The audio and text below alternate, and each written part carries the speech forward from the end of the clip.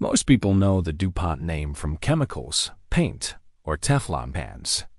Almost nobody realizes their fortune began with black powder, and that they've supplied American conflicts since the early 1800s. Their founder, a French chemist, arrived in the United States after witnessing gunpowder mills in Europe. What he saw in America was opportunity, a young nation expanding west, blasting roads through rock, fighting frontier wars, arming an army that could barely produce ammunition. So in 1802, he built a mill on the Brandywine River, close to Washington, close to Philadelphia, miles away from civilians, far enough that accidents wouldn't cause political backlash. By the War of 1812, Dupont was the primary supplier of gunpowder to the U.S. military, and this moment set the mold. War begins. Government needs explosive capacity immediately. Dupont already has it. Dupont gets the contracts. The wartime expansion becomes permanent infrastructure. Mexican-American War? They supplied it. Civil War? They became indispensable. Their mills ran day and night producing millions of pounds of powder. Their contracts were worth the modern equivalent of hundreds of millions. These contracts cemented their status as the only supplier capable of meeting the Army's needs. Their personal politics didn't matter. Their ideology didn't matter. Profit did. And after the Civil War, their patriotic role was remembered. Their political contradictions were not. Then World War I arrived and turned them into a dynasty. Before America even entered the war, they sold to allied nations. When the U.S. finally joined, Dupont was suddenly supplying nearly half the explosives used by the Allied armies. Their profits multiplied more than 15-fold. After the war ended, they kept every penny, then used those pennies to pivot into chemicals. They moved into plastics. They moved into materials. Industries that turn initial wartime revenue into permanent generational wealth. World War II came. Korea came. Vietnam came. Iraq came. Afghanistan came. Different wars. Same pattern. Explosives, materials, armor, even participation in the Manhattan Project. Under contracts so padded that losing money was impossible, because the government guaranteed profit. 6 generations later, the Dupont family still sits atop billions, wealth seeded by war after war. The oil dynasty Rockefeller, fueling every modern war. If gunpowder is the past, oil is the engine of modern warfare. Ships run on fuel. Tanks run on fuel. Trucks run on fuel. Planes run on fuel. Every movement runs on petroleum. Every deployment runs on petroleum. Every invasion runs on petroleum. And for half a century, one man controlled almost all of it. John D. Rockefeller. By 1880, Standard Oil had a 90% chokehold on American refining. That meant if a war required fuel, Standard Oil supplied it. There were no true alternatives. The Spanish-American War proved the point. As the Navy transitioned from coal to petroleum, Rockefeller became essential to the military. World War I made him unavoidable. Even after Standard Oil was broken up, the successor companies remained Rockefeller companies. Exxon, Mobil, Chevron. They sold to the Allies. They also sold through subsidiaries to German industries, even as hostilities escalated.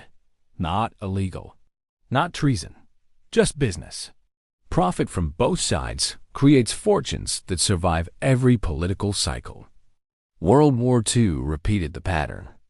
Rockefeller's successor companies supplied American and Allied forces. They earned guaranteed profits under cost-plus agreements. Meanwhile, subsidiaries abroad supplied technology and fuel to German firms, but nothing came of it. America needed their oil too much. After the Cold War, conflicts shifted, but militaries still ran on petroleum, and Rockefeller wealth remained untouched. Today, the Rockefeller family still controls billions. The wars ended. The money stayed. The banking dynasty Morgan, Finance the war, own the outcome. Weapons and fuel don't matter if armies can't pay for them. That's where the Morgan dynasty enters the script. J.P. Morgan built his empire by understanding something simple. Governments at war will borrow at any cost, because losing is more expensive. His bank's role in war financing changed American foreign policy. Before World War I, the U.S. was officially neutral. But Morgan banks loaned billions to Britain and France. Those countries used the money to buy American weapons and supplies. This enriched both Morgan and American industries. There was a problem. If Britain or France lost, they couldn't repay the loans. A defeat overseas would trigger a financial crisis in the U.S., so neutrality became impossible. War wasn't declared for profit alone, but profit made entering the war a financial necessity. After the war, Morgan banks helped structure the reparations payments. Germany paid the Allies. The Allies paid the U.S. Morgan collected fees on every transaction. War ends. Debt lives forever. World War II repeated the pattern. Morgan handled massive war bond issuances. Cold War conflicts followed the same formula. Banks get fees when countries prepare for war. Banks get fees when they fight the war. Banks get fees when they rebuild afterward. The Morgan family stepped back from daily operations. But the wealth didn't disappear. The system they built still profits from every conflict America touches. The Airpower dynasty, Lockheed, the weaponized sky. Modern war is won in the air. And one company embedded itself so deeply in military aviation that it effectively became permanent. Lockheed, before the world realized aircraft would redefine warfare. Lockheed's early companies were already experimenting with military planes. World War II turned that early bet into an empire. Fighters, bombers, reconnaissance aircraft. Lockheed produced the machines that dominated the skies, and the government paid them enormous sums to do it. But the real genius wasn't engineering. It was political engineering. Lockheed built factories in congressional districts where politicians needed jobs. They hired retired generals. They embedded themselves into the Pentagon's bloodstream. Canceling a Lockheed project didn't just mean losing a plane. It meant losing thousands of local jobs, losing political support, losing votes. That's how you become untouchable. Cold War?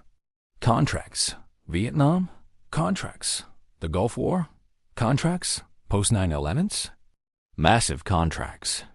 And then came the F-35, the most expensive military program in human history. The budget exploded from hundreds of billions to well over $1 trillion. Did Lockheed lose money? No, because the Pentagon agreed to pay whatever it cost. And Congress protected the program because it touched almost every state in America. That's not incompetence, it's design. The logistics dynasty Halliburton. War as a service. Wars don't run on glory. They run on fuel lines.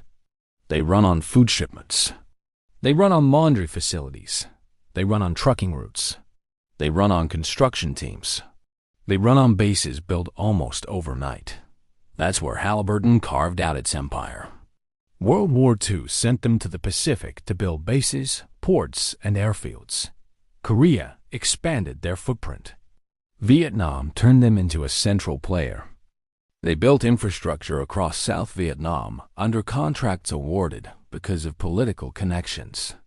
Then came the modern era. The Gulf War, Afghanistan, Iraq. 2 decades of conflict created a goldmine for logistics firms. But Halliburton was in a class of its own. No bid contracts, cost-plus agreements, billions in guaranteed payments. Investigators found overcharging. They found billing for meals never delivered. They found fuel shipments that never arrived. They found projects that were never completed. But the wars continued. So did the payments. The political connections only strengthened.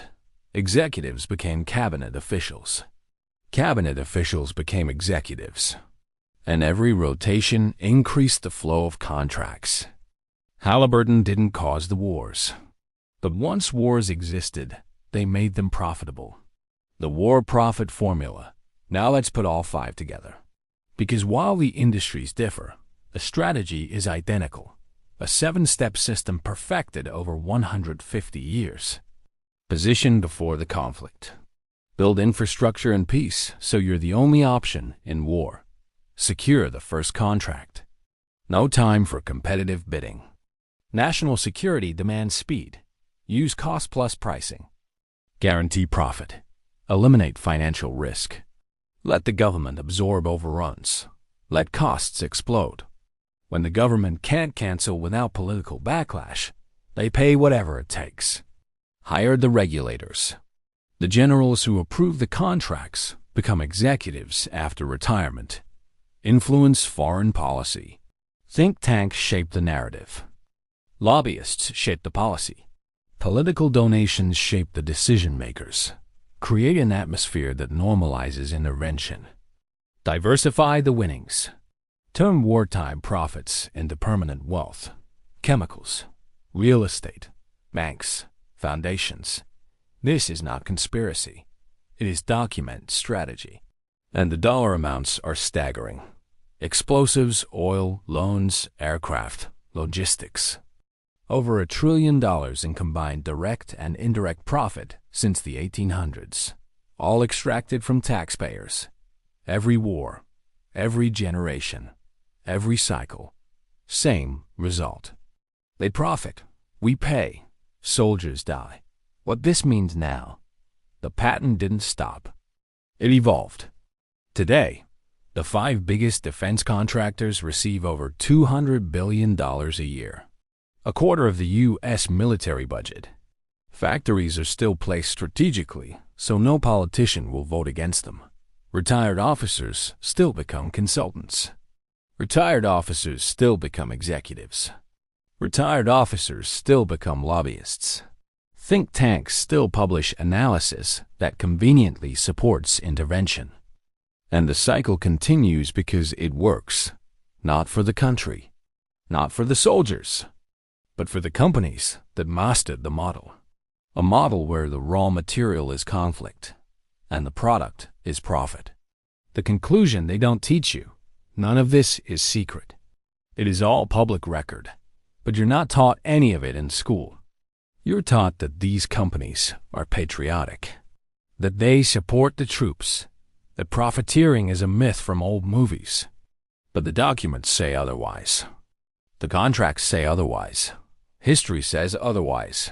5 families, 5 industries, 150 years of wars, and the same pattern.